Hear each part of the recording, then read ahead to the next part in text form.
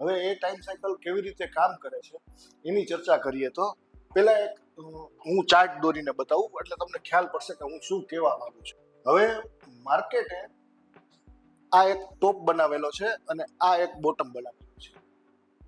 તો આ ટોપ અને આ બોટમ વચ્ચે બજારે કેટલા દિવસ લીધા, એટલે કે એ દિવસ કેલેન્ડર દિવસ પણ હોઈ શકે, આપણા કેલેન્ડરની જે તારીખો છે એ હોઈ શકે, અથવા તો ટ્રેડિંગ દિવસ. ટ્રેડિંગ દિવસ હંમેશા કેલેન્ડર દિવસ કરતા ઓછા રહેવાના, કારણ કે વીકમાં 7 દિવસમાં માર્કેટ 5 જ દિવસ ચાલુ હોય છે.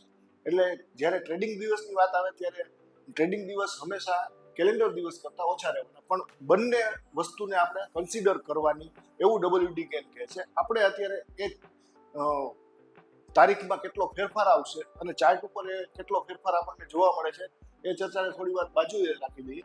પણ એ પદ્ધતિ શું કહે છે એ ટાઈમ સાયકલ કેલ્ક્યુલેટ કરવાની. તો બજારે કોઈ પણ સ્ટોક હોય અથવા કોઈ પણ ઇન્ડેક્સ હોય, એણે ક્યારે એક ટોપ બનાવ્યો છે, ક્યારે એક બોટમ બનાવ્યું છે, એને ધ્યાને રાખવાનું. આ બે વચ્ચે, આ બે સમયગાળા વચ્ચે આ સમય કેટલો લાગ્યો, આ સમયના આધારે એમને ટાઈમ સાયકલ કેલ્ક્યુલેટ કરવાની એક રીત આપણને શીખવાડેલી છે. એ જ રીત ફિબોનાકીના જે આપણે રેશિયોની વાત કરીએ છીએ એમાં પણ એ જ પદ્ધતિથી કામ થાય છે. એટલે કે બંને ફિબોનાકી અને WD ગેન આ બંને એક બાબતે, ટાઈમ સાયકલ બાબતે બેયની વાત સમાન છે કે આ રીત કઈ રીતે કામ કરે છે. હવે આ દિવસ કેટલા થયા એ આપણે ચાર્ટમાં ગણવાના હોય છે, જે ટ્રેડિંગ વ્યૂમાં આપણે કે કોઈ પણ ચાર્ટમાં આપણે આસાનીથી ગણી શકીએ કે કેટલી વચ્ચે કેન્ડલ ફોર્મ થઈ છે, ડેઇલી કેન્ડલ, અથવા તો કેટલા દિવસ લાગેલા છે. તો આ ટાઈમ સાયકલનું મૂળ સૂત્ર શું કહે છે? એ સૂત્ર બહુ જ સરળ છે. હવે અહીંયા લખીને બતાવું. 1 + 1 + 2 + 3 + 5. આ સૂત્ર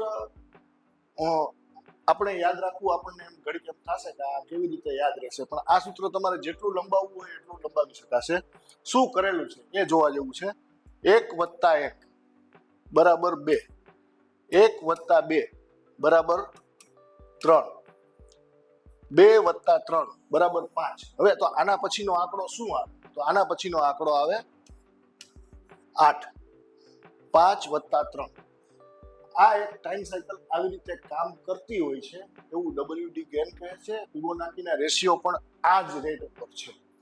તો 1 + 1 આને અહીંયા કેવી રીતે આપણે ઉપયોગમાં લેવા?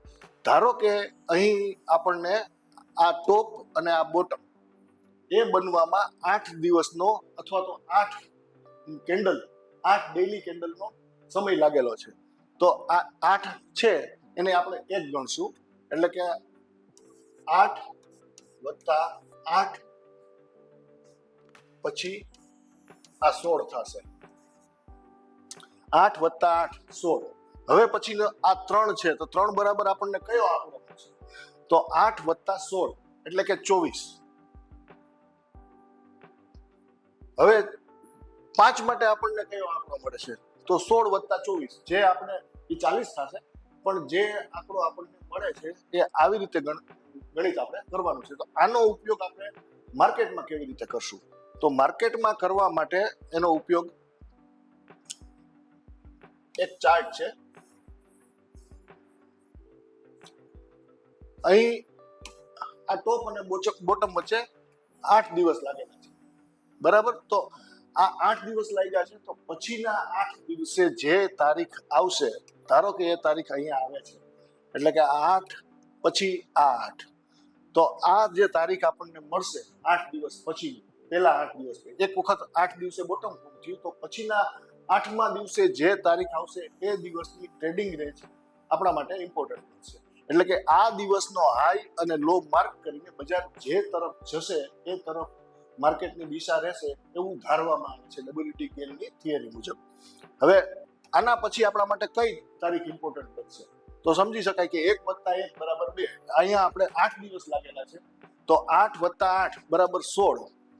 તો આ જે ડ્યુરેશન થયું આખું, આ 16 દિવસ, આટલું ડ્યુરેશન અહીંયા આ 16 દિવસે આપણને ફરીથી એક પ્રેશર ડેટ મળશે.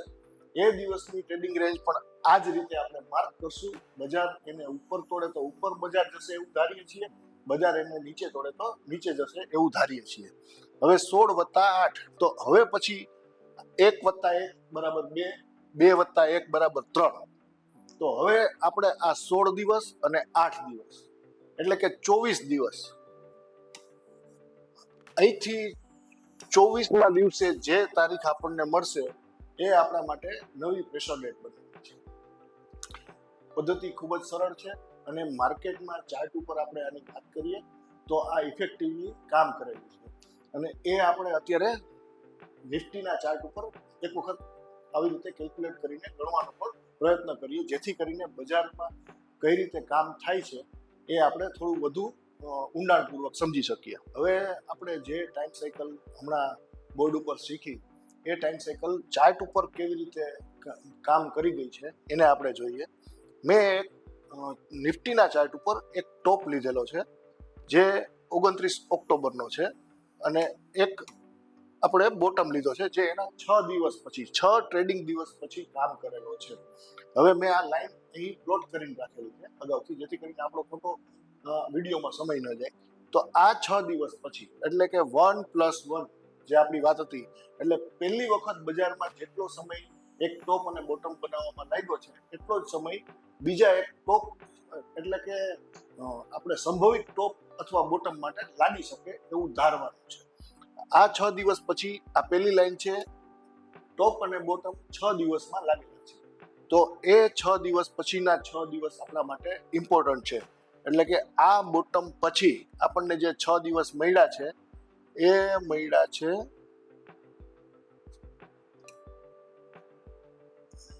17મી નવેમ્બર, 6 + 6 બરાબર, એટલે કે 1 + 1, એટલે ફરીથી આપણા માટે 12 દિવસ, 6 દુ 12 દિવસ, એટલે કે આ તારીખ અહીંથી આપણે ગણીએ એટલે 12 ટ્રેડિંગ સેશન આપણા માટે ઇમ્પોર્ટન્ટ છે. તો એ એક નવી તારીખે આપણને મળશે. તો એ જે તારીખે મળે છે આ દિવસની ટ્રેડિંગ રેન્જ બનશે આપણને. આ દિવસે જે ટ્રેડિંગ રેન્જ બની છે એ દિવસ આપણા માટે એક પ્રેશર દિવસ તરીકે કામ કરશે.